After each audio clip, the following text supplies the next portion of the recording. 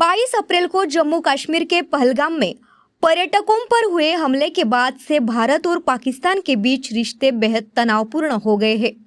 आतंकवादियों की ओर से किए गए इस हमले में 26 लोग मारे गए थे, जिसका करारा जवाब भारतीय सेना की ओर से मंगलवार की रात को दिया गया। इस हमले में भारतीय हवाई सेना ने पाकिस्तान में बने 9 आतंकी अड्डों को तबाह कर दिया। इस हमले में 90 से ज्यादा आतंकी मारे जाने की खबर है। भारत की ओर से की गई इस कार्यवाही के बाद पूरा देश मानो खुशी से झूम उठा है। नागपुर के लोगों ने इस ऐतिहासिक हमले पर अपनी प्रतिक्रियाएं व्यक्त की। इस तरह का करारा जवाब इंडिया से हम अपेक्षित करते थे, वो सही मायने में अपने इंडियन आर्मी ने दिया। लेकिन हमारी अगली अपेक्षा है कि पूरा पाक ऑक्युपाइड कश्मीर हमारे कब्जे में होना। हमारा पूरा जितना हमारे लोगों का गुस्सा है वो उसके बगैर कम नहीं होने वाला है। ये तो बहुत बड़ी एक कार्रवाई अपने इंडियन आर्मी को एक खुली छूट देने के बाद में ये पॉसिबल हो पाई। और आगे आशा करते हैं कि बिना ज़्यादा सिविलियंस का नुकसान करते हुए हम पाकिस्तान को अच्छा सबक सिखाएं। भारत की नारी बहुत सक्षम है और आज हमारे संविधान की वजह से घर घर में नारी शिक्षित हुई है। ये फुले और आम्बेडकर की वजह से है कि जो हमारे नारी की शक्ति आपको आज हर जगह दिखाई दे रही है। वो स्कूल के टीचर से लेके तो आर्मी के कर्नल और ब्रिगेडियर तक के हमारी, और राष्ट्रपति से लेके तो मंत्री जी और प्रधानमंत्री तक के हमारी नारी शक्ति आज फुले आम्बेडकर के विचारों से प्रेरित करके शिक्षित होकर तैयार हो चुकी है। चाइना ये हमारा हमेशा के लिए ही एक शत्रुत्व वाला नाता रहता है। बातें करने में मीठी मीठी बात करता है, लेकिन आज भी हमारी हज़ारों किलोमीटर का जब ज़मीन काबिज कर गई है, तो भारत सरकार को हम आशा करते हैं कि जिस तरह का पाकिस्तान को उन्होंने सबक सीखा है, उस तरीके से अपनी 56 इंच की छाती के दम पर चाइना को भी सबक सिखाए।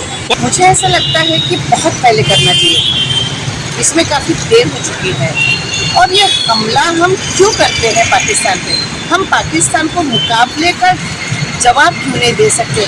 शायद यहाँ पे हमारी कहीं ना कहीं कमज़ोरी है।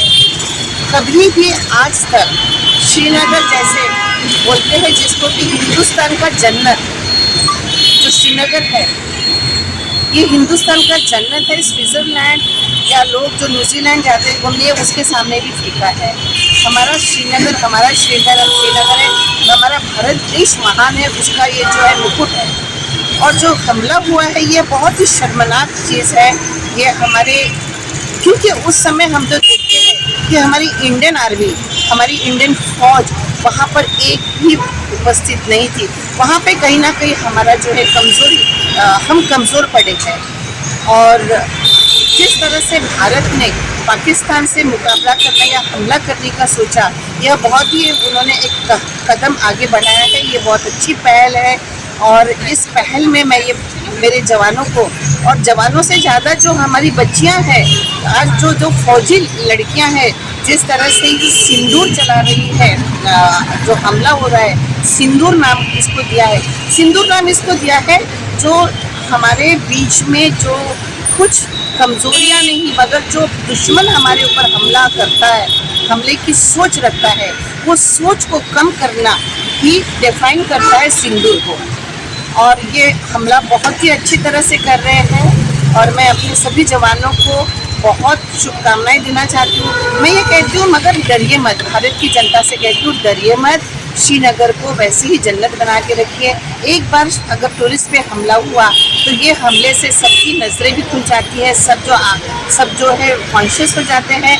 आप फिर से जाइए और जो जन्नत है उसको जन्नत ही रखिए। तो हल्ला झालेला आहे, भारतीय सैनिकांनी केलेला हल्ला हा अगदी बरोबर आहे।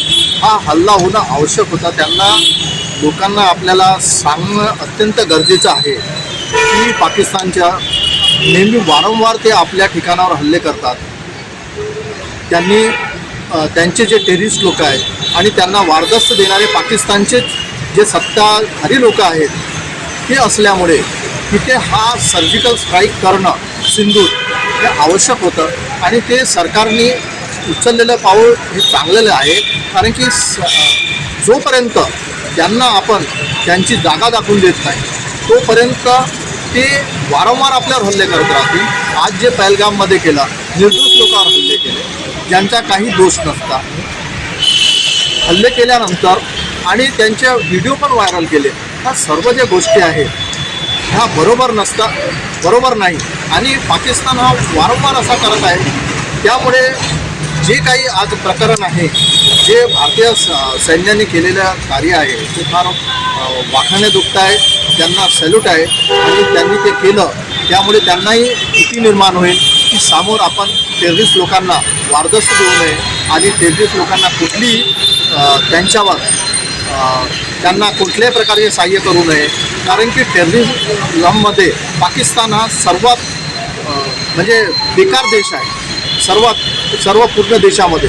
कारण की त्याचं नाव फार खराब आहे आणि त्यामुळे वाटते की जे केलं भारतीय सैन्याने ते अत्यंत चांगलं आहे आणि त्याच्याप्रती सर्व देश त्यांच्यासोबत आहे आणि देशातले प्रत्येक नागरिक सोबत आहे आणि जे ठिकाणे आहेत त्यांचे ते उद्ध्वस्त करणं फार गरजेचं होतं आणि त्यांना या छोट्या माध्यमातून सबक देणं आवश्यक आहे. भारत ने पाकिस्तान पर हमला किया, इसके लिए मैं मतलब दिल से आभारी हूँ, क्योंकि सैनिकों के आभारी हूँ. क्योंकि कश्मीर में जो अभी कुछ दिन पहले जो हत्याकांड हुआ, जो लोग घूमने गए, अभी जो लोग चाहते थे कि हम जम्मू और कश्मीर घूमने जाएं, वो लोग तो अभी सुरक्षित नहीं है. तो हम अपने देश को कैसे सुरक्षित करें? अभी जो लोग प्लान कर रहे थे कि हम इधर जाएंगे उधर जाएंगे, और स्पेशली जम्मू कश्मीर, जो अभी जो समर है इस वेकेशन में जो जम्मू कश्मीर में जाने की इच्छा रखते हैं, वो लोग भी अभी डर गए हैं. तो इस कारण मैं चाहती हूँ कि जो कल हमला हुआ जो भारत ने किया, वह उसके लिए मैं बहुत आभारी हूँ. और सब जो भी है, स्त्री जो महिला है, उनके लिए जो भी जवानों ने अपना त्याग दिया, उसके लिए भी मैं आभारी हूँ. बाबा साहब अम्बेडकर ने जो संविधान लिखा है और जो अपने को पावर मिली है, और इसके कारण हमारे जो संवैधानिक अधिकार है हमारा, कि हमने क्या किया कि पहले पूरे जितने अंतर्राष्ट्रीय जितने भी देश है उनसे सहमति ली और एकदम इमीडिएटली टिट फॉर टैट नहीं किया. उनके तो आतंकवादी थे, उन्होंने आतंकवाद फैलाने के लिए हमारे जो इनोसेंट लोग थे, जिनके बच्चे भी थे, महिला भी थी, कुछ लोग घूमने गए थे, जिनका कुछ भी दोष नहीं था, उनका मर्डर किया उन लोगों ने. और मर्डर करने के बाद में आनंद व्यक्त किया. तो उसका इमीडिएट बदला न लेते हुए हम लोगों ने एक डिप्लोमेटिक तरीके से सभी जितने भी लोग थे अंतर्राष्ट्रीय वाले, इंटरनेशनल जो बड़े बड़े देश हैं, उनके साथ डिस्कशन किया हमारे एक्सटर्नल अफेयर मिनिस्टर ने, उसकी सहमति ली. और उसके बाद में जो कार्रवाई करना था, और उनके सिर्फ हमने टेररिस्ट को ही मारे, सिविलियन लोगों के ऊपर अटैक नहीं किया. ये हमारी समझदारी है और ये भारत का संविधान का पालन हुआ. और इसके लिए मैं पूरा श्रेय डॉक्टर बाबा साहब अम्बेडकर ने जो संविधान लिखा है, और आर्मी, मिलिट्री, एयरफोर्स, ये तो ज़रूरत थी. नहीं तो क्या हमारे जितने भी 26 लोग आज मर गए, मान लो मेरे घर का मेरा बेटा मर गया, मेरी बहू मर गई, या मेरी माता जी जो भी मर गए, तो उनके दिल में जो क्या बीत रहा हो उन्होंने कुछ गुनाह नहीं किया, वो तो छुट्टियाँ मनाने गए थे. छुट्टियाँ मनाने जाने के बाद में उनका मर्डर होता है या उनको टेररिज्म से मार देते हैं, तो दैट वाज रॉन्ग सिस्टम. और ये अभी बाकी जो टेररिस्ट जो है वो पैदा नहीं होंगे, नक्सलाइट पैदा नहीं होंगे, और जो क्रिमिनल लोग हैं उनको एक लेसन मिला है कि न्याय है, यहाँ पे न्यायपालिका भी है, और हम जो करेंगे वो भुगतना पड़ेगा. आज उनके जो टेररिज्म जो 4 लोग, उनकी पूरी फैमिली वो खुद बोल रहा है कि मैंने भी मरने को होना था, तो उसको भी पछतावा हुआ कि हमने जो किया था वो गलत था. कैमरामैन सचिन के साथ सनी भोंगाड़े, शंखनाथ न्यूज नागपुर.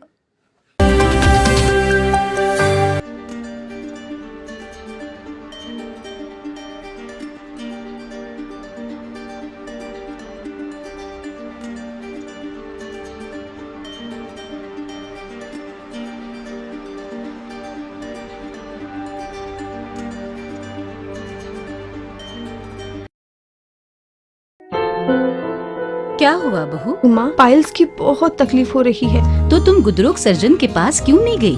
देखो, जैसे हार्ट के लिए हार्ट स्पेशलिस्ट, ब्रेन के लिए ब्रेन स्पेशलिस्ट, तो पाइल्स के लिए पाइल स्पेशलिस्ट क्यों नहीं? स्त्री हो या पुरुष, टॉयलेट में तकलीफ केवल पाइल्स ही नहीं, और भी कई प्रकार के गुदरोग तथा कैंसर भी हो सकता है. इसीलिए इसकी प्रत्यक्ष जांच जरूरी है. ठीक है माँ, पर जांच के लिए हम जाएंगे कहाँ? वही काले आयुर्वेदिक पाइल्स हॉस्पिटल में. लेकिन माँ, प्रेगनेंसी में पाइल्स की दवाइयाँ? प्रेगनेंसी में आयुर्वेदिक दवाइयाँ सुरक्षित होती है. जनहित में जारी काले आयुर्वेदिक पाइल्स हॉस्पिटल, औषधि चिकित्सा तथा सर्जरी ट्रीटमेंट उपलब्ध. हमारा पता उमरेड रोड, दिघौरी बस स्टॉप के पास, नागपुर. अधिक जानकारी के लिए वेबसाइट पर जाएं kalepileshhospital.com.